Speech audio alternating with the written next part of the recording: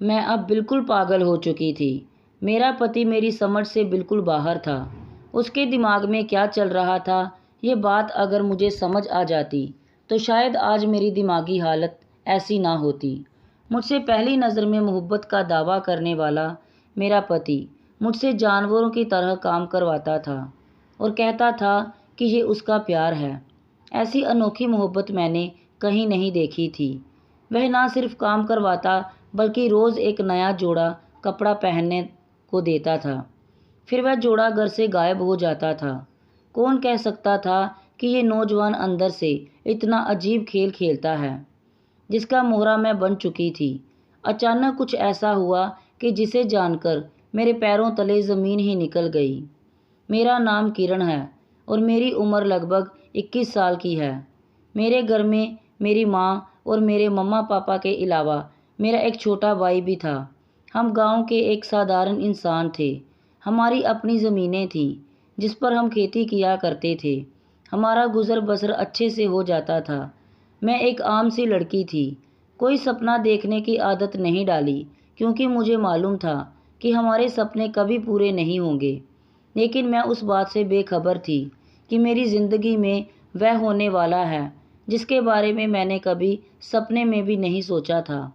आम दिनों की तरह आज भी मैं खेतों में से ताज़ी सब्जियां लेने जा रही थी जब एक तेज़ रफ्तार गाड़ी मेरे पास आकर रुक गई।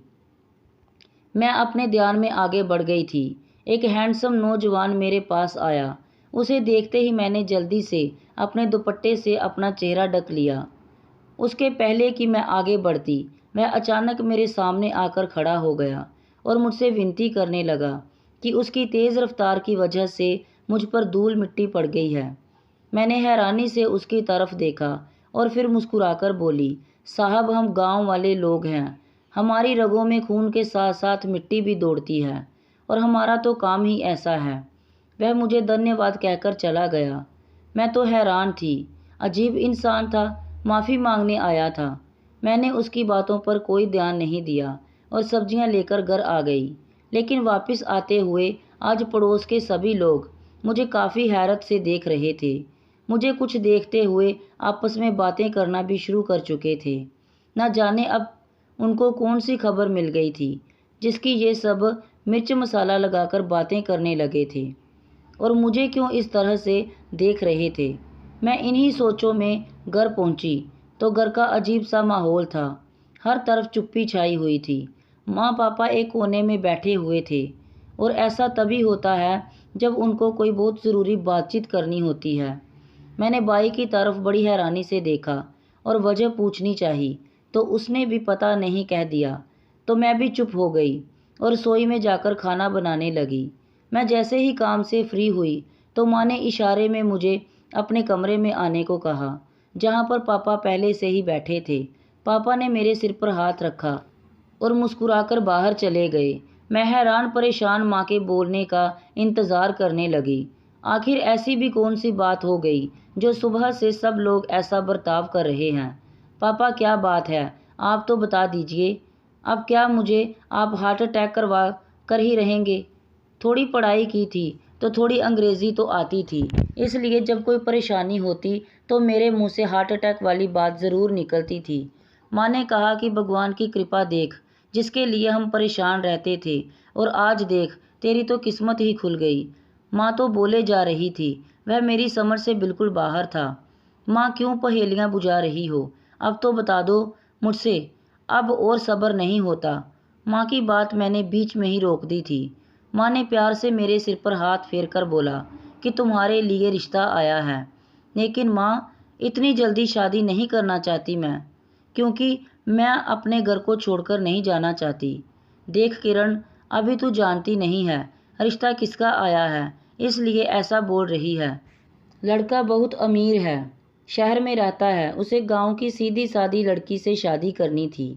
वह तो बस ऐसे ही गांव आया हुआ था, लेकिन उसकी नज़र तुम पर पड़ गई तो तुम्हें पसंद कर लिया, इसलिए पता करते करते घर तक आ गया। देख, तू हाँ कर दे, क्योंकि तेरे पापा और मुझे वह लड़का बहुत पसंद है।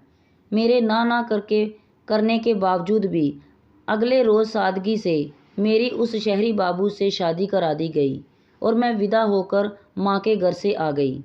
मेरे पति का कहना था कि उसे दहेज में कुछ भी नहीं चाहिए, अच्छी पत्नी मिल गई है, इतना ही काफ़ी है। मुझे उसकी किसी भी बात पर एतबार नहीं हुआ, लेकिन कुछ कर भी नहीं सकती थी क्योंकि वह अगले रोज़ मुझे अपने साथ ले आया था। उसका घर तो वाकई महल ही लगता था। मुझे मेरे पति ने पूरा घर नहीं दिखाया था। कहा, अब सुबह घर आराम से देख लेना, और मुझे कमरे में ले आया और बेड पर बिठाते हुए मुझे इंतज़ार करने को कहा। थोड़ी देर बाद कमरे में आया तो उसके हाथ में एक नया जोड़ा और साथ में एक दूध का गिलास था। उसने नया जोड़ा मुझे पहनने के लिए दिया और दूध पीने को कहा। जब मैंने दूध पिया तो उसमें से तेज़ खुशबू आ रही थी। खैर, मैंने सारा दूध पी लिया। अगली सुबह जब मैं उठी तो पति ने पहले ही एक और नया सूट निकाल कर रखा था और मुझे कहा मैं अपना जोड़ा बदल लूं। मैंने चुपचाप से जोड़ा बदल लिया और चली गई। जब वापस आई तो पति ने नाश्ता बनाने को कहा। मुझे समझ नहीं आया कि कैसे बताऊं। अगर पता होगा कि रसोई कहाँ है तभी तो बनाऊंगी। असल में मुझे पता भी नहीं था कुछ भी, कौन सी चीज़ कहाँ पर है। आपने ही तो कहा था कि कल घर दिखाऊंगा, इसलिए मैंने घबराकर जल्दी से जवाब दिया।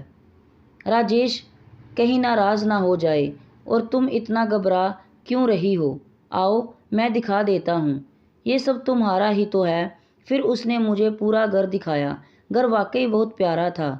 मैंने जल्दी से पराठे और अंडा बनाया, साथ में चाय बनाकर उनको खिलाने लगी। उन दिनों में मैं जितना अपने पति को समझी थी वह काफ़ी अच्छे साबित हुए थे। वह रोज़ मेरे लिए नए नए कपड़े लाते और साथ में और भी चीज़ें लाते। आज तक मैंने अपना एक बार पहना हुआ कपड़ा दोबारा नहीं पहना था। उनका कहना था कि तुम बिल्कुल ख़ास हो, इसलिए तुम्हारा साफ सुथरा रहना भी ज़रूरी है। मैं उनकी बातें और हरकतें देखकर मुस्कुरा देती और खुद पर नाज करने लग जाती थी कि मेरा पति कितना चाहने वाला है। मैं अभी अभी नहाकर फ्री हुई थी कि पति घर आ गए। मुझे 2 किलो स्ट्रॉबेरी लाकर दी, साथ में नया सूट भी पकड़ा दिया। आज पूरा दिन तुम ये स्ट्रॉबेरी खाओगी और उसे ख़त्म करके ही रहोगी, ठीक है ना? मैं कैसे खा सकती थी, लेकिन मैंने फिर भी हाँ कर दी। थोड़ी थोड़ी देर में खाती तो ख़त्म हो जाती, लेकिन सूट देखकर मैं हैरान हो गई और कहा, अरे अभी तो नहाकर सूट पहना है, कल ही तो आप लेकर आए थे। लेकिन पति ने कहा, अभी जाओ और जाकर सूट पहनकर आओ। कल वाला जोड़ा कहाँ है? रोज़ नया जोड़ा पहनोगी। पति ने थोड़ा डांटकर मुझे कहा और दूध पकड़ा दिया। मैं बहुत हैरान हुई। मैं नया जोड़ा लेकर बदलने के लिए गई। जब बाहर आई तो पति ने पानी लाने को कहा। कमरे में पानी था, लेकिन फिर भी बाहर से लाने के लिए बोला कि मुझे ठंडा पानी पीना है। मैं चुप हो गई और पानी लेने चली गई। मैं यही सोच रही थी कि वह इतनी अजीब हरकतें क्यों कर रहे थे। अगर एक सूट दोबारा पहन लिया तो क्या हो गया? पहले तो मैं 4-4 दिन तक एक ही सूट पहनती थी। अब तो ये समस्या हो गई कि क्या उनको मुझसे बदबू आती है? बात कुछ और है। यही सब सोचते सोचते मैं जल्दी से पानी लेकर कमरे में आई तो पति ने जल्दी से मेरा वही जोड़ा जो अभी अभी उतारा था उसे बैग में डाल लिया। मैंने गिलास उनकी तरफ बढ़ाया तो एक घूंट पीकर वहीं रख दिया और बैग को साइड पर करते हुए मुझे अपने पास बुलाया।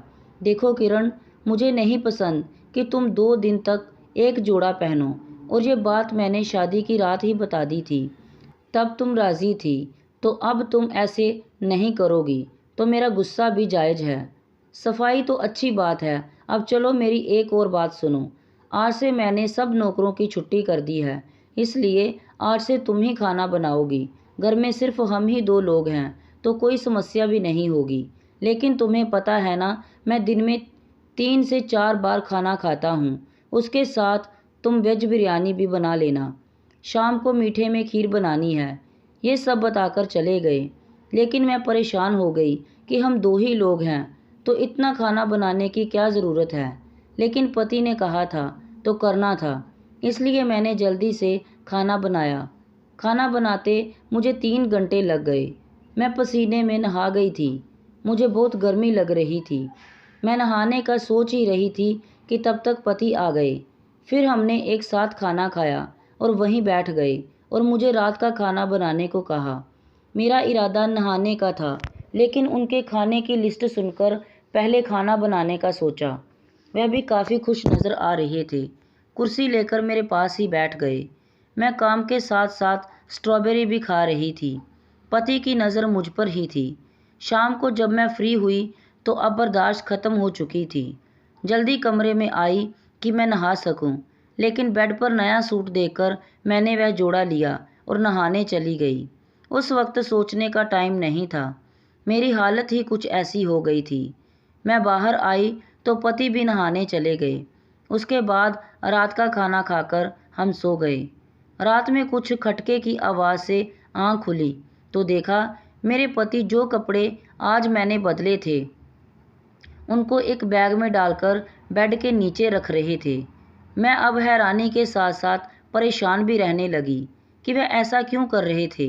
जितना मैं उनको समझने लगी थी, मतलब साफ था, ज़रूर कोई राज है जो वो मुझसे छुपा रहे थे, लेकिन पूछने की हिम्मत मुझ में नहीं थी। वह मुझे अपने कामों में इतना उलझा कर रखते थे और उनकी कोशिश यही रहती थी कि मैं कुछ सोच ना सकूं। एक अजीब बात जो इन 2 महीनों में मैंने नोट की थी कि पता नहीं कैसे उनको मेरी हर बात का पता चल जाता था, लेकिन उन्होंने खुद ही बता दिया कि मैंने कैमरे लगाए हुए हैं ताकि कोई चोरी वगैरह ना कर सके। अब तो सवाल ही पैदा नहीं हो सकता था कि मैं उनकी किसी भी बात को मना करूं। वह तो सब देख ही लेते थे। इतनी बड़ी निगरानी की वजह से अक्सर मेरे सिर में दर्द रहने लगा था। यही सब सोच सोचकर मैं खुद को परेशान करती रहती थी। पति को जब सिर दर्द का बताया तो सारे काम छोड़कर मुझे डॉक्टर के पास ले गए। मेरे इतने महंगे महंगे टेस्ट करवाए। मैंने मना भी किया, लेकिन ना माने। डॉक्टर ने ये कहा कि इसकी ज़रूरत नहीं है, लेकिन पति ने कहा शक दूर करने में हर्ज ही क्या है। मैं नहीं चाहता कि मेरी पत्नी को ज़रा सी भी तकलीफ़ हो। उसके बाद तो अगर मुझे दर्द भी होता तो पति को बताने से डर लगता था। हमारी शादी को अब 2 साल होने वाले थे। मेरा पति अब पहले से और भी अमीर हो गया था। काम इतना करता तो नहीं था। अब तो घर में 2 से 3 चक्कर लगाता था और पहले तो दिन में 1 जोड़ा बदलने को कहता था, लेकिन अब दिन में 3 बार मुझसे कपड़े बदलवाता था। मैं इस बात से तंग आ गई थी, क्योंकि मुझे आजकल पसीना ही इतना आता था, लगता था कि मैं अभी नहाकर आई हूँ। ये सब सोच सोचकर मैं दिमागी मरीज़ बन चुकी थी। मेरी दवाइयों का ढेर मेरे पास लगा हुआ था, जो कि मैं रोज़ खाती थी। ये सब तब से शुरू हुआ जब से सर्दी आई थी। अब तो पति ने घर में सब नौकरों को भी छुट्टी दे दी थी। मैं सारा दिन काम करती रहती और पसीना पानी की तरह बहाती। एक बार नहाने का सोचकर जब नहाती तो पति आकर हीटर चालू करके मुझे एक कमरे में बंद कर देता। जब मैं गर्मी से बेहोश होने लगती तो कहता कपड़े बदल लो, बदबू आ रही है। सिर्फ इतना ही नहीं था, जब जब मैं कपड़े बदल कर आती तब तक वह कोई ना कोई फ्रूट ले आता था। इन सब चीज़ों के लिए हम तरसते थे और मैं ये सब करके दिमागी मरीज़ बन चुकी थी। अब मैं सोचती थी इससे तो मेरा गांव ही अच्छा था। वहाँ मौजूद मिट्टी का मकान अच्छा तो था, जहाँ काम करके बाद ठंडी हवा सुकून देती थी, और यहाँ तो सर्दियों में भी गर्मी का माहौल रहता है। मेरी अब बस हो चुकी थी। मुझे रोज़ कमरे में बंद कर हीटर चला दिया जाता था। अब मैंने सोच लिया था कि कोई बात नहीं मानूंगी। अगर ऐसा ही चलता रहा तो बहुत जल्दी मैं दम घुटने से मर जाऊंगी। आज जब कमरे में बंद हुई तो हीटर ख़राब कर दिया, लेकिन पति ने जल्दी से ही नया मंगवा लिया। अब मैंने एक आइडिया सोचा था। एक बूढ़े नौकर जिनको मेरे पति ने नौकरी से निकाल दिया था, उनसे कहकर सारे कैमरे ख़राब कर दिए ताकि पति को पता न चल सके। मुझे अब पति का राज जानना था, जिसकी वजह से मेरी हालत मरने वाली हो गई थी, और मेरा पति मरने भी नहीं देता था। अगले रोज़ मैंने अपने कपड़ों की जगह काम वाली की बेटी का सूट रख दिया। पति वह सूट लेकर रात को ही घर से निकल गया। मैंने उसका पीछा किया तो वह एक फैक्ट्री में घुसा। और वहाँ जाते मेरे सूट को एक बड़ी सी लोहे की मशीन में डाल दिया। उसके बाद न जाने और क्या डाला कि थोड़ी देर बाद वहाँ एक अजीब सी दवाई तैयार हुई जो बहुत सारी बोतलों में मशीन के ज़रिए भरी जा रही थी। जब मैंने एक बोतल उठाकर देखी तो उसमें से खुशबू आ रही थी। अब मुझे कुछ कुछ समझ में आ रहा था। मैं एकदम से पति के सामने चली गई तो पति मुझे देखकर घबरा गया। उसने मुझे डांटकर कहा और वहाँ से भेजना चाहा क्योंकि वहाँ बहुत सारे मजदूर काम कर रहे थे। लेकिन मैं ना गई और उसे सच बताने को कहा, नहीं तो मैं उसे छोड़कर चली जाऊंगी या फिर अपनी जान दे दूंगी। ये सुनते ही पति डर गया। उसे उम्मीद नहीं थी कि मैं ऐसा कुछ भी कहूंगी। देखो किरण, तुम मुझे छोड़कर मत जाना और मरने का सोचना भी मत। मैं तुम्हें सब सच बताता हूँ। तुम आओ, यहाँ बैठो। पति ने घबराते हुए मुझसे विनती की, लेकिन मैं ना मानी। बिल्कुल नहीं, यहाँ सबके सामने ही बताना होगा, वरना मैं अभी तुम्हें छोड़कर चली जाऊंगी। तब मेरे पति ने परेशान होकर बोलना शुरू किया, मैं अभी शादी नहीं करना चाहता था। मुझे बहुत पैसा कमाना था। फिर मुझे तुम मिली। तुमसे मुझे एक अजीब और अच्छी खुशबू आई। मैंने फैसला कर लिया कि तुमसे ही शादी करूँगा। शादी के बाद मैंने इस पर काम करना शुरू किया। मैं तुम्हें रोज़ नए कपड़े पहनने के लिए देता था कि तुम्हें पसीना आए। उसके साथ में तुम्हें खुशबू वाले फल और सब्जियां खिलाता था। मैं बहुत खुश था। मेरा काम बढ़ गया था। मुझे इतनी कामयाबी मिलती जा रही थी। पैसे का लालच उतना ही बढ़ता जा रहा था। इसी बीच सर्दी आ गई तो मेरे दिमाग में हीटर का ख्याल आया। मैं सर्दी में तुमसे काम करवाता, बाहर आंगन में रखता। जब सर्दी लगे तो कमरे में बंद कर देता। मेरा हक हर तरफ से फ़ायदा हो रहा था। मैं बहुत खुश था और सोचता था कि अगर तुम्हें कुछ हो गया तो सारी मेहनत ख़राब हो जाएगी। इसलिए मैं अभी बच्चा भी नहीं चाहता था। अगर बच्चा हो जाता तो तुम भी बिज़ी हो जाती और मेरे बिज़नेस में लॉस हो जाता। क्या पता बच्चे के बाद पसीने की खुशबू बदबू में बदल जाती। इसलिए मैं उसकी भी दवा खिलाता रहता। और देखो, आज हम अमीर हैं। इतना पैसा हम दोनों का है। अब तुम्हें पता चल गया है तो हम मिलजुल कर बिजनेस चलाएंगे। अब अपने पति की बातें सुनकर मेरा तो दिमाग चकरा गया था। माँ बाप को तो मैं पहले से ही बुलवा चुकी थी, साथ ही पुलिस को भी बुलवा लिया था। एक अच्छी वाली लड़की को शादी के बाद दिमागी मरीज बनाकर छोड़ दिया और अपने कारोबार के लालच में उसने मुझे प्रेगनेंसी की भी दवा खिलाई थी। उसको मुझे दिमागी मरीज बनाने के जुर्म में मैंने गिरफ्तार करवा दिया। मैंने डिवोर्स का भी नोटिस दे दिया और अपने माँ बाप को भी दोषी कहा।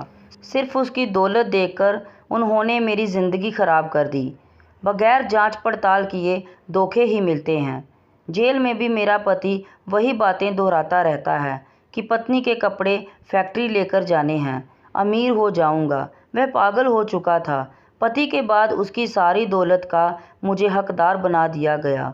माँ बाप अलग नादान थे। मैं आज आलीशान बंगले में रहती हूँ। ये सारी दौलत मुझे मेरे पसीने की कमाई की लगती है, जो सारा दिन काम करके मुझे मिली। इतने सालों के बाद आज मैं ये बात सोच रही हूँ कि मेरे पति ने मेरा माँ बनने का हक भी छीन लिया था। दोस्तों, अगर आप मेरी जगह होते तो क्या करते? मैंने तो अपने पति को इस जुर्म में अंदर करवा दिया था। आप लोग कमेंट बॉक्स में ज़रूर बताएं कि मैंने ठीक किया या गलत। कहानी को लाइक, शेयर और अगर चैनल पर नए हैं तो सब्सक्राइब करना ना भूलें। धन्यवाद।